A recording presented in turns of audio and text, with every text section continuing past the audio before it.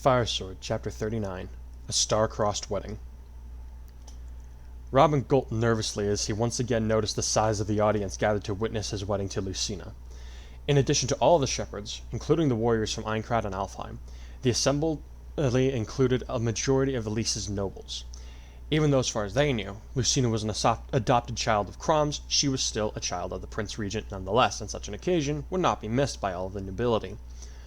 Robin was dressed in a silver and white version of his Grandmaster robe, with smart-looking clothing underneath instead of his usual wardrobe. On his head was a circlet of gold, not a full crown, since that was reserved for royalty, but since Crom wanted him to have a symbol of authority and status to match Lucina's. In his party were Kazuto and Henry, both dressed smart for the occasion. Kazuto was wearing a black dress tunic, threaded with silver. His color theme actually reminded him of his comfortable old black worm coat, though this garb was nowhere near as comfortable. His wings were folded behind his back in the likeness of a cape, save for their shimmering translucent appearance. Henry was dressed in a fancier version of his wizard's robes, somewhat like Robin, but sticking with a black color theme like Kazuto. Per the usual, he was also smiling happily, as if he hadn't a care in the world. Kazuto, however, noticed his friend's nervousness and said with a small smile in an undertone, "You got this, Robin." The blonde tactician chuckled nervously. "I've survived wars, survived Feroxy defenses, dealt with crazed cultists. Why is this so terrifying?" "Different kind of battle, I guess," Kazuto shrugged. "You'll be fine, Robin, old buddy." Henry smiled brightly, but keeping his voice down as well. "Just wait until you see your lady walking down the aisle. She'll be so pretty, you'll forget all your butterflies in your tummy." Robin looked at his cousin with surprise before saying, "Henry, that was surprisingly well spoken. How?" "I just know things," Henry giggled. "Olivia made me feel all warm and fuzzy when I saw her in her dress, so I think Lucina will do the same for you." "I guess that makes sense," Kazuto smirked. "Asuna definitely did that for me on our wedding day." Thanks, you two," Robin said heavily. "That makes me feel a little better." "Get ready to feel a lot better," Kazuto said as he jerked his head to indicate the doors to the great hall. "Here they come." First to come down the aisle was Noir, dressed in a shimmering sky-blue dress with flowing sleeves that stopped just short of her wrists. She walked with a bit of hesitation, but it was only just enough to show her kind, meek personality. Her selection as bridesmaid was thoroughly surprising for her, but Lucina had insisted on it as a way for them to grow closer in the months leading to the wedding. Following the shy daughter of Robin was Cynthia, dressed in a royal blue dress that matched Noir's in style. However, instead of being reserved in manner, this girl walked with unbridled confidence and contagious energy that caused everyone she smiled at to smile in return. Her role as the maid of honor came as a surprise to none of the shepherds. After all, she was Lucina's only living blood relative from their time. And last of all came the bride herself, being escorted by Crom. The Prince Regent was dressed in formal armor, befitting his station as a noble knight of Elise. The silver medal he wore gleamed brightly in the light, and falchion served as a reminder to his heritage and power. But this hardly merited anyone's attention when he stood next to Lucina.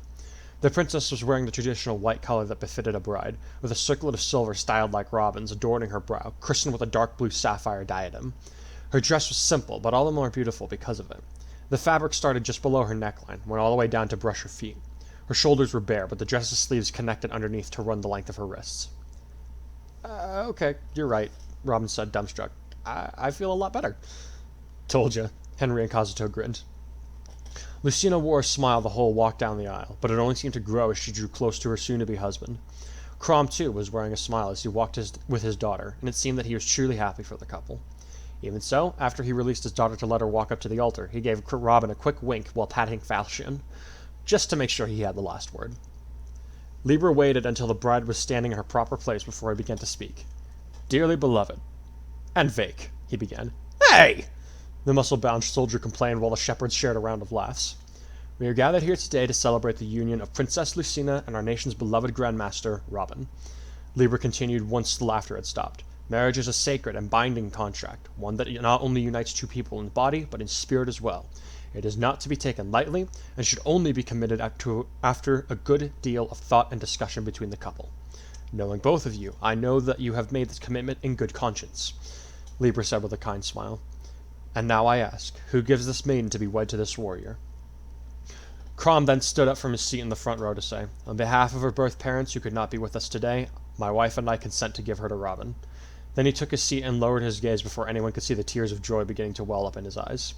Even so, Lucina made sure to turn around and mouth the words, "I love you, Mom and Dad."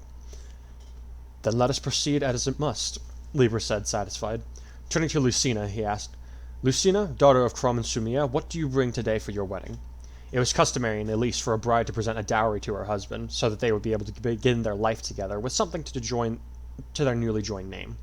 Even though Lucina was royalty and thus her family had a great deal to offer, it was still a time-honored tradition.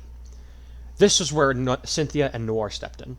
As Noir stepped forward with a casket that was open for Kazuto to inspect, Cynthia said, My sister brings a number of precious jewels, spices, and other assorted goods from the province of Chonsin, as well as the skills to defend her kingdom alongside her husband. She brings love, loyalty, and devotion. At the mention of the items from Chonsin, Crom suddenly jerked up in his seat to shoot a surprised look over at Sayri, who was in attendance with a few seats down. She caught his gaze, met his eyes evenly before letting a slight smile break out on her lips with a slow wink for good measure.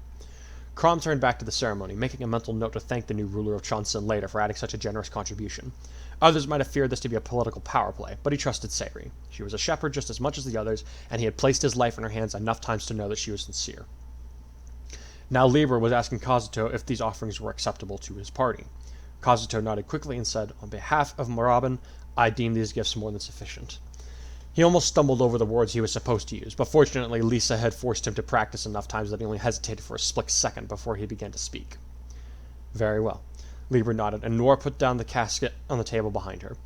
To Robin he asked, And what does Elise's grandmaster bring with him to prove his worth of this maiden's hand? He brings his position as the champion defender of this halidom, Kazuto replied, making sure not to slip up on the order of the offering. He brings the guarantee of a stable position that will offer a sufficient income for the rest of their lives so they may never worry about wanting for food, clothing, or any other necessities. He brings the offer of a home here in the castle. Most importantly, he brings love, loyalty, and the commitment to stay true to her in all things. Liber nodded again and turned to Cynthia. Do you deem this offering to be worthy of Lucina? He asked. On behalf of my sister, I accept this offering as it is, Cynthia replied with a big grin. Then both parties are in accord. Liber said, We will now bear witness to the vows that this couple has chosen. You have each written your own, yes? We have.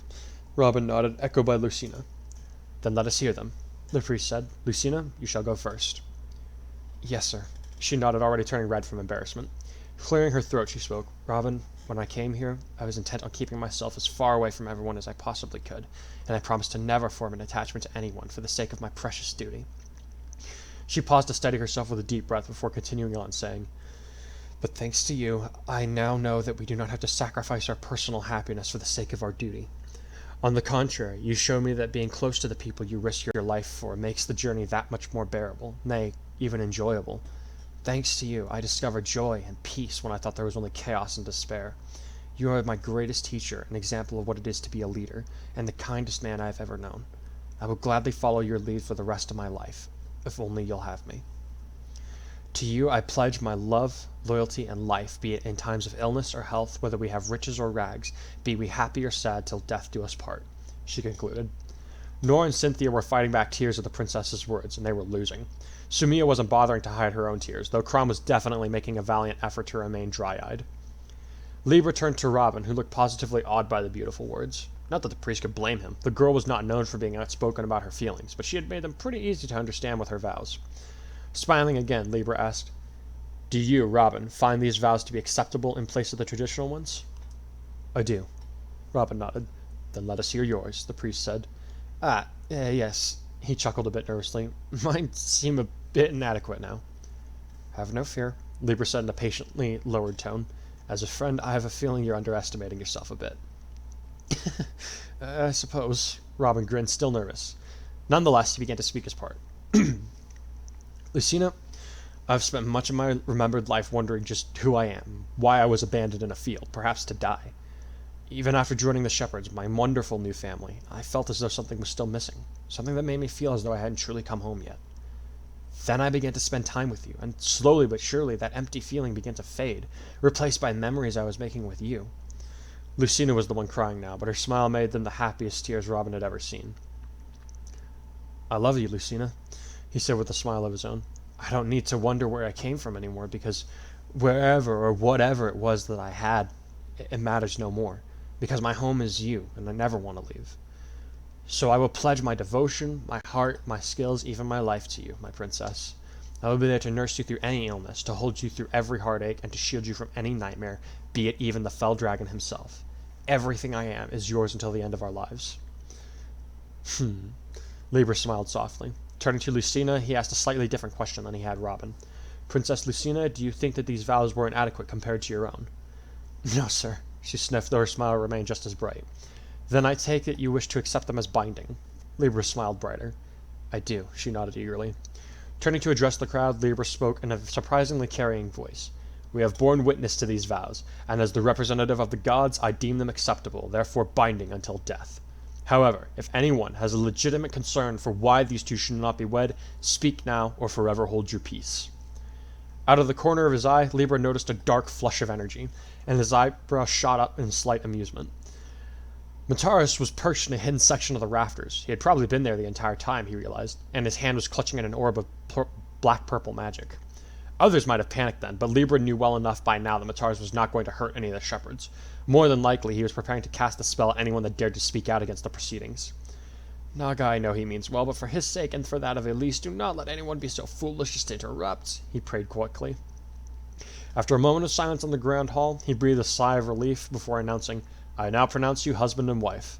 Robin, you may kiss your bride. Robin needed no further encouragement, stepping forward quickly to wrap his arms around Lucina and going in for a tender, long-lasting kiss that was accompanied by a roar of approval from the shepherds and a polite applause from the nobles present. Libra looked up at where Mataris was perched and breathed another sigh of relief as he saw that the magic was now gone, and no one seemed to have been struck. Still, I hope he gets out before Frederick sees him, Libra thought dryly. Knowing our wary knight, he will want to lop his head off just for being there in the first place. Oblivious to this, Robin and Lucina finally pulled apart, but remained in each other's arms. Robin leaned in close to whisper in her ear, I love you, Lucina. And I love you, Robin, she said before redoubling her hug. All right, shepherds, Cynthia crowed. You know what's coming next. Party time! A number of them yelled, though the loudest had to be either Owain or Vake. The party was held outside in the courtyard, where there was plenty of room, food, and sunlight to go around. Robin and Lucina had their first dance together, before being joined by their parties, and then the other guests began to mingle in as the music shifted. Do you remember our first dance? Robin asked his wife. Gods, it felt good to be able to think of her as his wife. Lady Austin and Sir Kirito's wedding, right? She answered as she thought back. Yes, that was it. Aye, he chuckled. Seems we've come full circle. She smiled back at him before whispering in his ear. Believe it or not, I was already falling for you. Even then? He asked, surprised. Even then, she nodded. How so? He inquired with a sly smile. I doubt it was my good looks that had taken you. Perhaps it had something to do with it, she laughed softly. But what drew me to you most was the fact that you cared enough not only to accept me like the others, but also to go out of your way to make sure that I could call this time my home. I could say I try to do that for everyone, but... He smiled to himself before adding, I already thought that you were very pretty. Love at first sight for both of us, huh? She smiled brighter. I'll happily go with that, lady of mine, he laughed. As the night began to eclipse in the sky and the party began to wind down, Morgan and Martha approached their parents. Robin had noticed that his son had spent much of the party in the company of Sachi, hardly ever leaving her side for more than a few minutes, or to let her dance with Kirito or Agil. Well, look who decided to come and say hello, he teased them as they came within earshot. Mother, father. Martha bowed quickly. We have a surprise prepared for you. Will this surprise involve apologies to other nations? Robin asked quickly. I'll give you a little faith, Morgan said, pretending to be hurt. Come on, Dad, don't you trust us? About as far as Yui could kick you, he shot back without missing a beat. Robin, Lucina said as she swatted his arm, causing him to chuckle lightly. Trouble in paradise already. Kazuto grinned as he and Asuna approached the group. Asuna was wearing a dark blue dress that hid her pregnancy surprisingly well, and she looked like she was feeling better than most days. Morgan and Martha have a surprise for us, they say, Robin said with a slight smile. I just wanted to make sure nothing and no one would catch on fire. Not even a little, Morgan joked before Martha subtly elbowed her. Morgan, he said warningly. Okay, we're not going to blow anything up, Happy, she sighed heavily. I'm satisfied, Lucina nodded. Okay, as long as I don't have to do any paperwork before we take off for the honeymoon, I'm good, Robin added. Okay, Morgan grinned. Prepare to be dazzled by my genius. This was my idea. Martha frowned, but Morgan ignored him. Now, let us begin, she said dramatically. She has been spending way too much time with her Uncle Owain, Robin said dryly. Ready, Martha? She asked as she pulled out a light blue tome. Aye, he nodded as he held out a dark red one. Let's do it. Together they opened their books and runes began to swirl around them, signifying their preparation to use magic. The other couple took a couple of steps back, Robin's expression a wary one. As one, the children chanted, O flames of power, O light of life, lend us your power that we may make our thoughts known. The runes around them began to expand into one another's, growing until the glowing words melded together, surrounding both of them. They're combining their magic? Kazuto wondered aloud. That's impressive. Iyadi and Balganon, become one and show our hearts!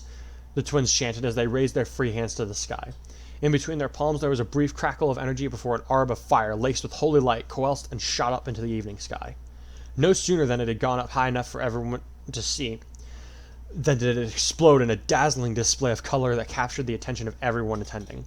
Even more impressive, as they continued to look at it, the light took on a series of shapes that began to form letters. Once that was done, the letters spelled, Robin loves Lucina. The audience clapped, impressed with the display. Fireworks were not a new concept, but never had anyone seen them used to create a message like that. Most impressed were the newlyweds, who hugged their children quickly, somewhat to their embarrassment. Well done, Robin laughed as he ruffled Morgan's hair. An impressive display, Lucina said as she held her son at arm's length. I'm very proud of you. Just watch Anna and try and buy the idea off of you two, Kazuto chuckled. Or worse, Argo. Hey, I heard that, the cat seed growled. Nonetheless, thank you. Robin smiled at the two youngsters. You've done me very proud. Thanks, Dad. Morgan smiled sweetly. The pleasure was ours. Marth bowed again. Eventually, the couple managed to escape the party and up to their new quarters, where the servants had already finished moving their belongings and a number of gifts, most of them from the shepherds. The ones that were from the nobility, with the exception of Maribel's father, would be handled by Kazuto and Cynthia. The ones in the room were from friends, so Lucina and Robin preferred to unwrap those themselves. So, Robin said as he patted a parcel marked from Varayan, shall we get these first, or shall we wait until we get back from the vacation? I think they can wait, Lucina said as she came up and hugged her husband from behind. He hummed contentedly, reaching back to hug her in return, but the gesture knocked a loose scrap of parchment off the table. Hello, he muttered as he knelt down to retrieve it. What's this? What's what? Lucina asked curiously as Robin found that it was folded. Is it a gift?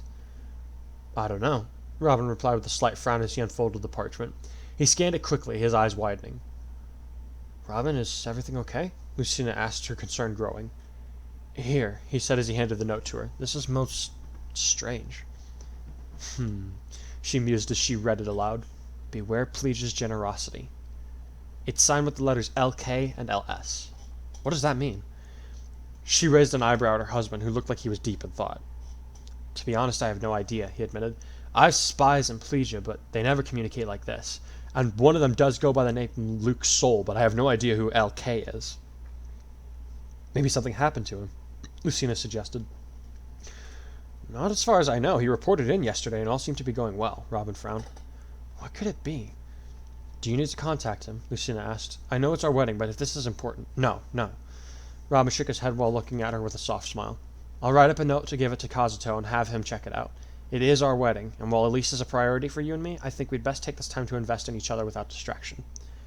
Are you trying to teach me to be a little selfish? Lucina asked curiously as Robin took out an inkwell and pen to write his note. Once he was done, he turned back to his wife with a mischievous smile and asked, Is it working? Yes, she smiled back.